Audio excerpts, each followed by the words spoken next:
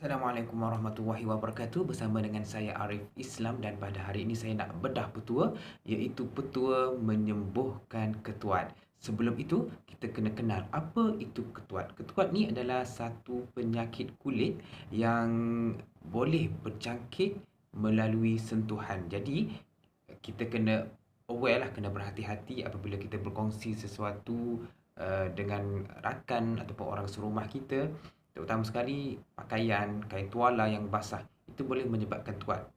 Dan pada mulanya dulu saya menyangkakan ketuat ini merupakan sama macam dengan kurap, dia disebabkan oleh kulat. Tapi salah sangkaan saya, rupa-rupanya ketuat ini disebabkan oleh virus yang dinamakan papilloma virus. Apa itu papilloma virus? Kena rujuk kepada doktor, kepada pakar perubatan lah. Dan pada hari ini saya cuma nak fokus macam mana cara untuk kita mengubati ketuat dengan cara petua-petua orang lama.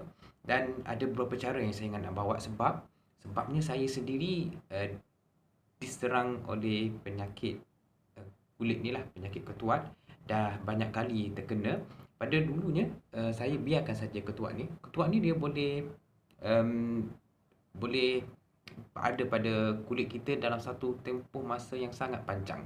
Dan kalau kita tak ubat, dia boleh sembuh dengan sendiri. Tapi ada ketuat yang saya ubat, ada setengah ketuat yang saya biarkan dia sembuh dengan sendiri.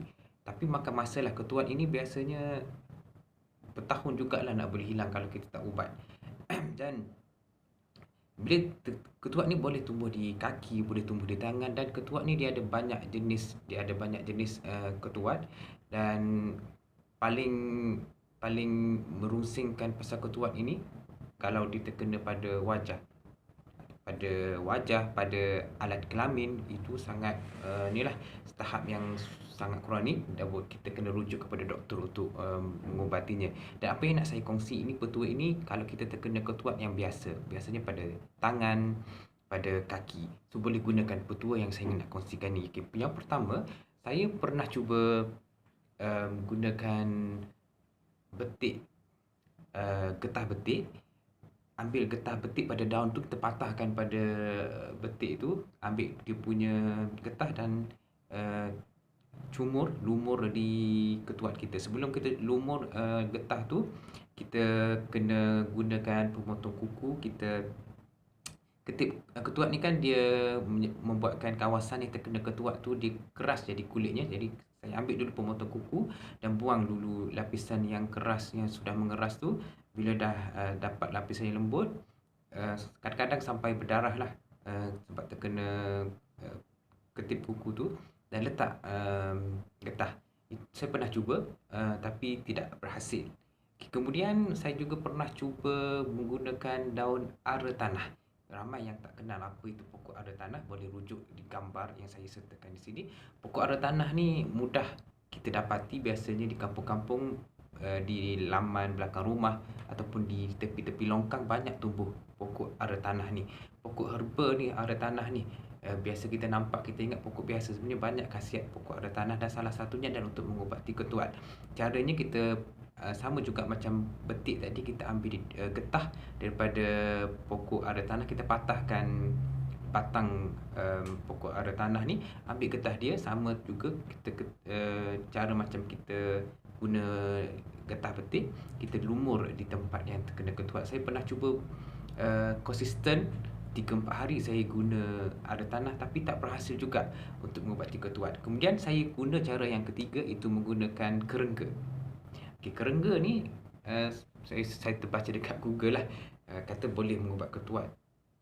Saya lupa Google ataupun dapat petua daripada seseorang, kata kerengga ni kita picit dia punya bahagian punggung dia tu, biar keluar air, dan ambil air daripada kerengga itu, lumur di tempat yang kita terkena ketuat. Tak silap saya cuma cuba sekali atau 2 kali saja, sebab pertamanya saya tak sampai hatilah nak bunuh kerengga tu semata-mata nak ambil idea untuk sebagai ubat, walaupun sebenarnya dibolehkan, dibolehkan kalau kita nak mengubati, tak salah pun. Cuma saya tak sampai hati nak bunuh kerengga. Dan yang kedua, sebab geli lah nak pecik, geli, dan kerengga ni dia berbau tengik sikit, dan tapi tak berhasil juga. Dan yang ketiga, saya menggunakan pokok tertulang. Okey, pokok tertulang ni susah nak jumpa, sukarlah nak jumpa. Tapi kebetulan saya ada tanam pokok tertulang ni sebab saya suka tengok pokok tertulang ni. Dia tak ada daun, dia cuma macam tulang. Boleh rujuk gambar macam mana pokok tertulang ni. Dan dia senang sangat nak tanam, cuma ambil patahkan batang yang sudah tua, kita cucut saja dalam tanah dan dia sangat mudah hidup. Kalau ditanam dalam pasu, cantik. Tapi kalau kita tanam dia di tanah, lama-lama dia akan membesar dan akan menjadi semak. Dan pokok tertulang ni sama juga macam ara tanah betik, kita patahkan batang dia, dapatkan getah. Pun tak berhasil jugalah mengubati ketuat. Dan akhir sekali, sebelum akhir sekali tu, saya juga ada pergi ke hospital dan dapatkan ubat daripada farmasi, dan doktor bagi sarankan saya menggunakan hydrocot. Ini hydrocot yang dapat daripada hospital, daripada farmasi hospital. Saya gunalah, konsisten juga saya guna, pun tidak berhasil. Mungkin adalah salah mana saya, adalah salah saya, cara saya guna atau macam mana, tak berhasil. Mungkin saya guna tak konsisten, mungkin kena betul-betul 3 kali sehari macam mana pun, saya tak pasti, tak berhasil. Dan akhir sekali saya, isteri saya tengok saya asyik guna pemotong kuku untuk buang kulit yang sudah keras tu, dan dia kata, apa kata kalau kita cuba guna cuka. Sebenarnya saya pernah guna cuka dulu sekali saja, tapi saya rasa macam tak berhasil. Jadi sebab saya sekadar ambil cuka tu, lumur. Rupanya bukan macam tu, bukan sekadar lumur. Isteri saya ambil tisu, kemudian letakkan tisu tu, serap cuka dengan kuantiti yang banyak lah, sampai basah lah tisu tu.